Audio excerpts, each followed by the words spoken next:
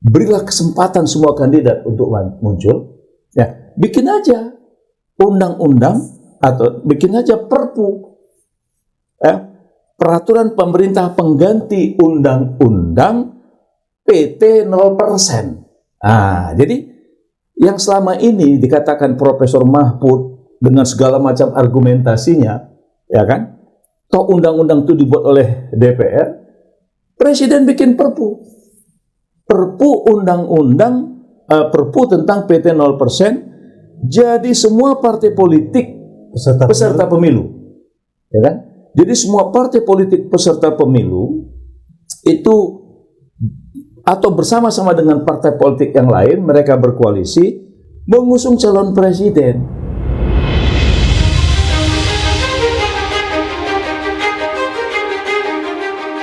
Bincang spesial kali ini ingin membahas langkah-langkah Presiden Jokowi yang mengendorse banyak tokoh untuk menjadi calon presiden. Setelah mengendorse Pak Ganjar yang terkenal dengan rambut putih kening berkerut, lalu mengendorse juga Pak Prabowo, terakhir mengendorse Bang Yusril Iza Mahendra, Ketua Umum Partai Bulan Bintang. Banyak pihak memberikan respon yang beragam. Hari ini saya ditemani dua orang tokoh, satu politisi dari Partai Umat, Bang Dr. M.S. Kaban, dan akademisi dari Universitas Nasional, Prof. T.B. Masa Jafar. Saya ingin ke Bang Kaban dulu nih.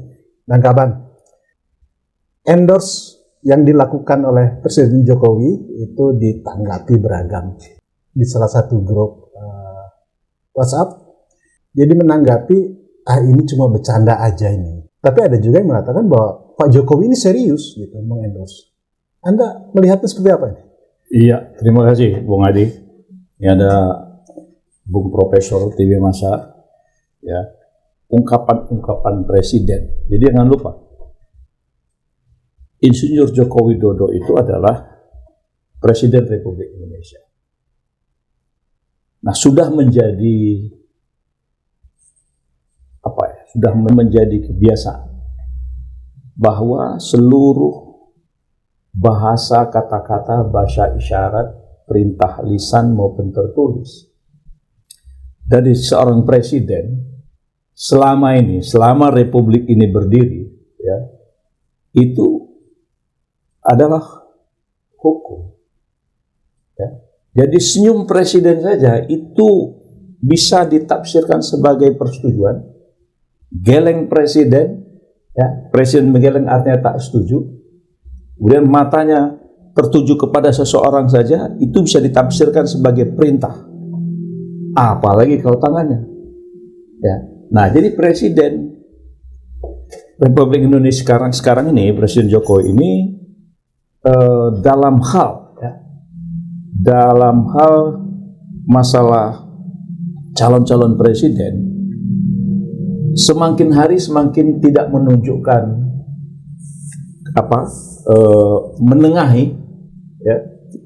menengahi kandidat-kandidat, malah seperti kalau bahasa saya nanti tolong diluruskan sama Profesor, seperti ngompori, ya. Jadi bahasanya ngompori.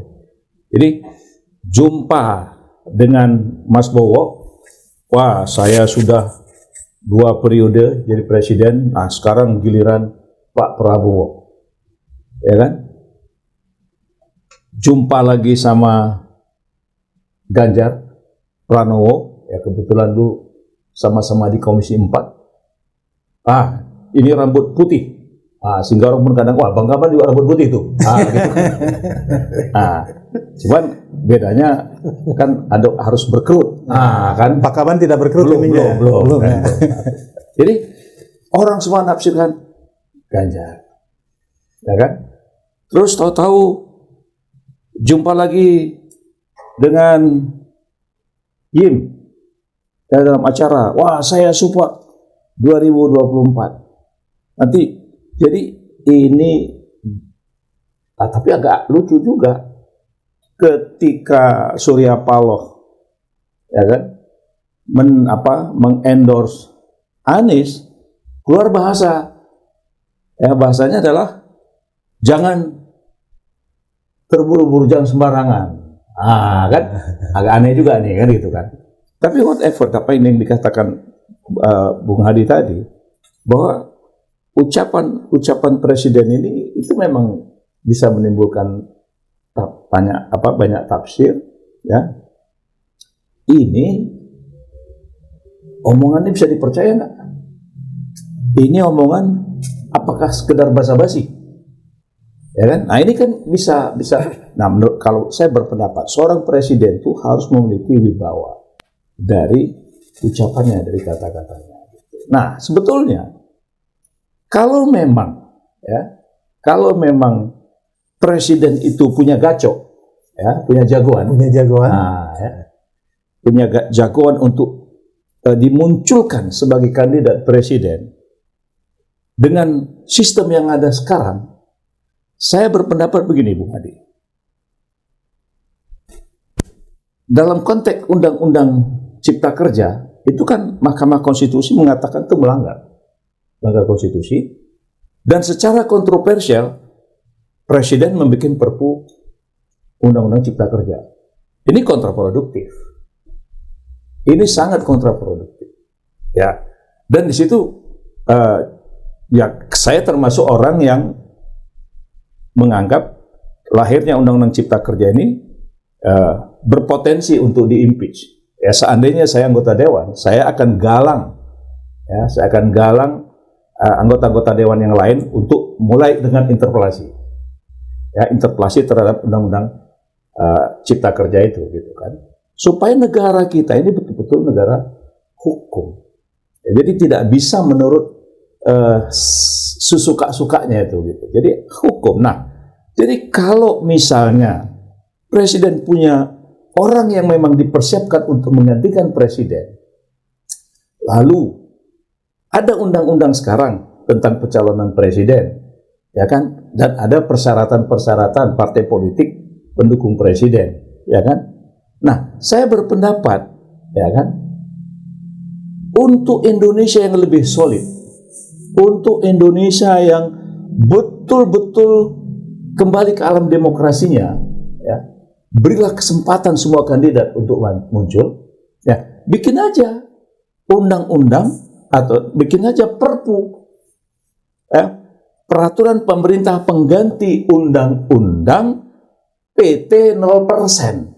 Nah, jadi yang selama ini dikatakan Profesor Mahfud dengan segala macam argumentasinya, ya kan, toh undang-undang itu dibuat oleh DPR, Presiden bikin perpu undang-undang, perpu tentang PT 0%, jadi semua partai politik peserta pemilu, ya kan?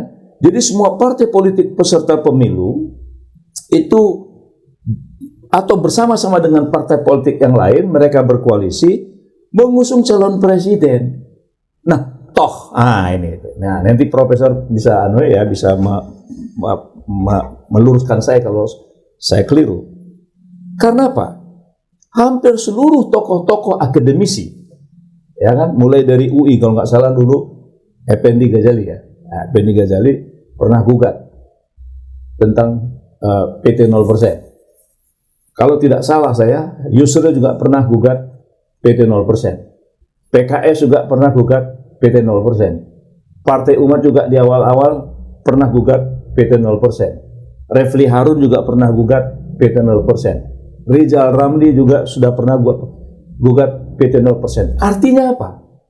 Artinya mulai dari partai politik, ya, mulai dari partai-partai politik dan tokoh-tokoh yang memiliki kualitas akademis yang cukup bagus, ya, mereka melihat PT 0%, PT yang 20% itu sama sekali melanggar undang-undang, tidak aspiratif dan cenderung mengganjal.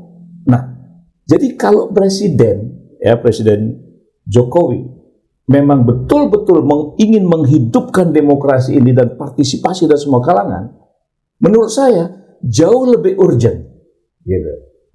Jauh lebih urgent, jauh lebih logik, karena tuntutan ke Mahkamah Konstitusi sudah bertubi-tubi bahwa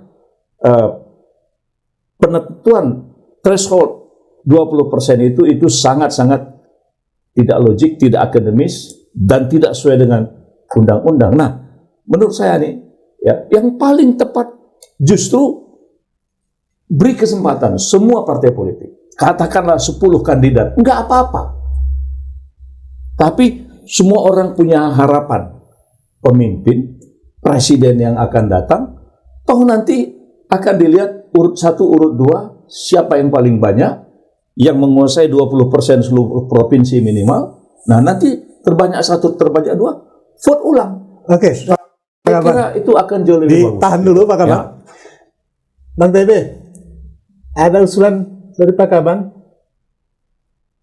Sudah saja Jokowi untuk mengatasi persaingan, termasuk juga mungkin karena banyak yang di-endorse oleh Pak Jokowi sendiri, sehingga Pak Jokowi terlihat lebih serius, keluarkan saja Perpu 0% presidensial threshold. Komentar Bang TB. Ya, ini sekali lagi ya, ini satu statement yang menjadi pusat perhatian publik ya, karena dikeluarkan oleh seorang presiden. Sebagaimana kita ketahui dalam konstitusi kita, presiden itu tidak hanya sekedar kepala eksekutif dalam pemerintahan, tapi dia juga sekaligus kepala negara. Nah, kalau Pak Jokowi mengeluarkan statement itu, sebenarnya dia di atas sebagai kepala eksekutif, dia sebagai Kepala negara ya. Kepala negara dan juga seorang negarawan. Nah, kalau itu dikemukakan secara tulus, juga sekaligus sebagai kanal, memberikan kanal pada ketegangan politik dalam 10 tahun terakhir ini kan sangat tinggi tensinya. Jadi apalagi kan ide Pak Jokowi untuk perpanjangan 3 periode itu kan resistensinya luar biasa kencangnya, ya kan?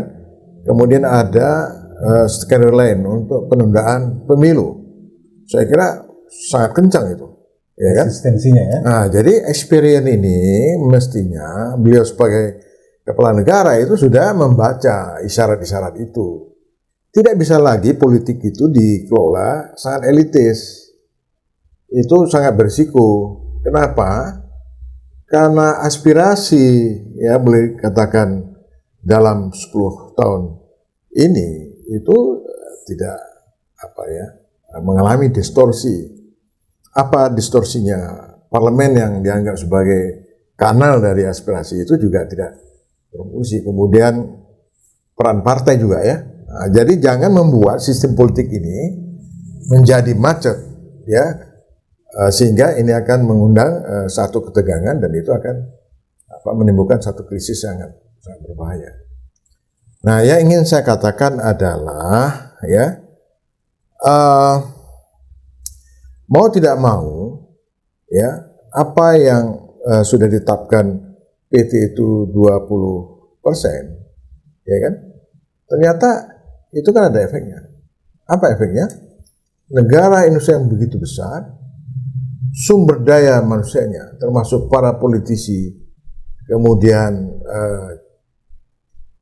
beberapa tokoh-tokoh yang kita anggap sangat layak untuk dicalonkan sebagai presiden, itu kemudian dikunci dengan sistem yang berlawanan dengan semangat demokrasi. Karena salah satu prinsip demokrasi itu orang semua harus punya akses dan ruang ya untuk bisa masuk dalam kompetisi. Nah, ini justru arahnya semacam arus balik. Ya. Nah, jadi ada istilah. Ini kan capres ini kan nggak menarik. Kenapa tidak menarik? Karena pilihannya sangat sedikit. Apa istilahnya? 4L. Lu lagi, ya kan? Kan putar-putar aja itu. Bahkan bisa jadi yang diunggulkan oleh Pak Jokowi sendiri terganjal dengan presidensial threshold ya? Oh iya, itu kan artinya suatu jebakan yang apa namanya yang tanpa disengaja. Nah, sementara kita lihat arus yang berkembang melalui wacana publik, ya kita kan bisa ukur itu. Aspirasi publik itu menghendaki memang ada satu perubahan, ya kan? Sebagaimana juga sebagian pendukung Anies itu begitu antusias itu. Kalau saya selalu mengatakan jangan lihat pada Aniesnya, tetapi ini adalah sumbatan aspirasi yang mereka ingin perubahan, termasuk juga di dalam kemungkinan ya bahwa sirkulasi elit ini melalui pilpres itu akan memunculkan beberapa figur-figur yang membawa harapan. Anda setuju? Tapi kalau dikunci 20% tidak ada harapan. Apa coba? Maaf ya, dari calon yang ada coba. Anda setuju kalau seperti usulan Pak Kaban?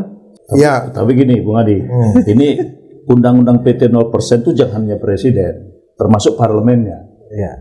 Supaya gini, karena rakyat memilih presiden, rakyat memilih anggota parlemen itu bersamaan, ya kan? Bersamaan harinya. Jadi sudah tentu rakyat itu dengan segala keunggulan dan kelemahan yang dimilikinya, ketika dia memilih presiden itu, dia juga memilih siapa anggota-anggota parlemen dari partai-partai politik yang dia ingin dia dukung. Jadi ya itu anunya ya, ideal ya. Tapi tapi prinsipnya adalah merespon apa yang dikatakan presiden.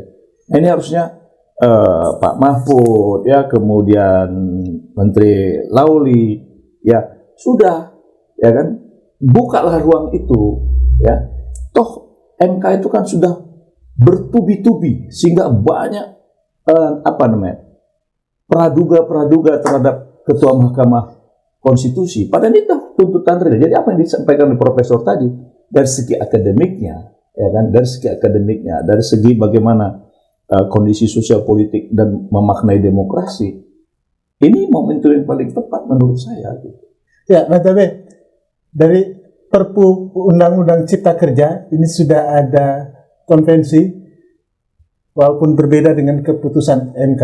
Kalau sekarang Pak Jokowi mengeluarkan Perpu 0% untuk presidensial threshold, menurut Anda ya? Ya, jadi itu kan seperti yang saya katakan bahwa tensi politik kita ini makin lama makin tinggi. Banyak sebab lah ya. Salah satunya apa? Salah satunya tidak ada ruang bagi tokoh-tokoh ya yang merupakan representasi rakyat itu bisa punya peluang, punya akses untuk masuk ke dalam ruang kontestasi. Itu masalahnya gitu. Sementara calon-calon yang tersedia itu sangat terbatas. Itu yang saya katakan tadi. Nah, mestinya Pak Jokowi itu akan dicatat. Itu kan ada punya jejak rekamnya. Apakah Pak Jokowi itu di akhir masa jabatannya betul-betul dia bisa muncul sebagai negarawan, atau dari statement ke satu statement itu tidak ada yang konsisten. Sehingga kadang-kadang maaf bahwa kalau kita lihat ya, Pak Jokowi itu selalu disimbolkan sebagai tokoh yang maaf tanda petik ya, itu pembohong. Statementnya itu tidak ada yang bisa dipegang, tidak konsisten. Hari ini bicara apa, besok bicara apa, ya kan? Seperti waktu beliau mengatakan siapa yang mencalonkan saya, itu ada dua kemungkinan. Pertama, ingin menjorok saya, menjerumuskan saya, ya kan? Atau itu menjilat. Kan selalu dikatakan itu. Tetapi di lain waktu, Pak Jokowi sepertinya juga merestui untuk ke arah lewat bahasa tubuhnya ya. Presiden menjilat ludah sendiri. Nah itu ya. Jadi justru ini ada momentum. Sekali lagi ya, ada momentum Pak Jokowi itu harus mengakhiri masa kepemimpinannya itu dengan happy ending. Dan itu akan dicatat sebagai legacy. Kalau Pak Habibie saja dalam waktu 1 tahun dia bisa membangun fondasi ya terhadap perkembangan demokrasi pada perjalanan berikutnya yang sampai SBY. Nah, jangan justru sebaliknya, karena ini banyak sekali persoalan. Jadi kalau politik kita dalam tensi yang tinggi, ya, kemudian tidak ada kanalnya, ini justru sangat berbahaya. Karena ingat, ya, di samping itu kita akan menghadapi soal krisis ekonomi, ya, kemudian hal lain. Nah, jadi memang masalah-masalah yang berkembang, ya, yang kita lihat itu jangan kemudian itu berpotensi untuk kemudian akan menimbulkan cost yang tinggi. Karena apa? Karena politik ini makin lama menjadi elitis, bahkan tidak hanya itu, kemudian terkonsentrasi pada segelintir orang, ya. Nah, kalau ini yang terjadi, saya kira mau tidak mau ketegangan itu antara lapisan elit dengan rakyat. Secara politik Pak Jokowi juga bisa terselamatkan ya dengan munculnya kalau Tidak hanya terselamatkan, tapi dia punya legacy. punya legacy ya. Ya, saya kira punyalah dia ambisi 10 tahun, ya, 2 periode, masa dia nggak punya legacy. Ya, jangan cuma tol, kalau tol itu kan terlalu fisik, ya. Tapi ada sesuatu yang itu sebagai investasi bagaimana demokrasi ini dipastikan dari waktu ke waktu dia semakin terkonsolidasi kemudian berkembang. Kemudian yang kedua, bisa dipastikan bagaimana fundamental demokrasi ini juga bisa mendorong melahirkan pemimpin-pemimpin yang hebat. Itu kuncinya gitu. Negara yang sebesar ini banyak orang hebat, banyak tokoh hebat, masa pilihannya cuma Itu saya kira ini poin yang sangat penting untuk bangsa Indonesia dengan negara seluas ini, dengan penduduk yang cukup besar, ya, ratusan juta, hampir 300 juta kita hari ini butuh pemimpin yang betul-betul kuat Dan tukang dan rakyat. tak boleh terhambat Dan karena betul-betul persyaratan, dia merupakan hasil seleksi dari banyak tokoh. ya kenapa tidak dibuka Ya, saja itu kan dibuka. gitu. Dibuka aja. Jadi daripada jumpa Bung Hadi bilang Bung Hadi cocok jadi presiden, jumpa Bung TB cocok jadi presiden, saya support, ya kan. Jadi akhirnya nanti itu ucapan presiden menjadi kurang nilai. Jadi saya sangat setuju dengan bahasa dari profesor tadi bahwa butuh legacy bagi seorang presiden dalam mengakhiri masa jabatannya, dan kemudian orang-orang yang terpilih jadi presiden itu betul-betul dari seleksi dari banyak kandidat yang ada. Memang demokrasi itu harus begitu. Nah, jadi Bung Adi, saya tetap pada pendapat dalam situasi seperti ini, kalau hal yang mendesak, ya kan, ini sangat mendesak. Ya, Ini sangat mendesak. sangat mendesak. Sangat mendesak. Karena semua orang sudah menuntut, orang semua sudah menggugat, orang menunggu, ya kan? Jadi walaupun Mahkamah Konstitusi selalu memberikan argumentasinya, tapi karena ini tuntutan rakyat, tuntutan kebutuhan Indonesia, Situasi kegentingan yang memaksanya bisa terpenuhi ya. terpenuhi karena tokoh partai politik, kemudian situasi dan kondisi supaya orang percaya pada proses pemilu yang betul-betul clear, nah gitu kan. Wah, saya kira ini sesuatu. Jadi pilpres pemilu itu kan itu merupakan saluran jalan keluar terhadap distorsi selama dalam satu periode, ya, katakan 5 tahunan, bisa juga 10. Melalui pemilu inilah kita berharap ada satu sintesis baru, juga sekaligus sebagai solusi untuk memecahkan berbagai persoalan yang tidak terjawab gitu. Termasuk salah satunya soal sirkulasi elit, pergantian kepemimpinan presiden. Nah, kemudian yang kedua apa, Pak Gaban? Jadi kalau pilpres itu, pileg itu fair, saya kira tidak ada dendam 01, 02. Ya, tidak ada lagi ya. Bisa berakhir ini. Iya, artinya sistem itulah yang kemudian bisa mengelola dinamika, ya kan, konflik, ya, itu melalui sarana pemilu. Pemilu itu menjadi sehat, gitu loh. Dan jangan lupa, ini catatannya, legasi demokrasi tahun 55 ya, hasil 55 itu, kita lihat begitu banyak tokoh-tokoh hebat yang muncul itu. Jadi kalau kita lihat hasil 55 itu, siapapun yang ditunjuk sebagai presiden layak, karena sudah teruji, gitu loh. Nah, kita justru berkaca pada sejarah itu agar di Republik ini ya muncul lahir pemimpin-pemimpin itu yang melalui proses seleksi. Ya, salah satunya adalah pemilu.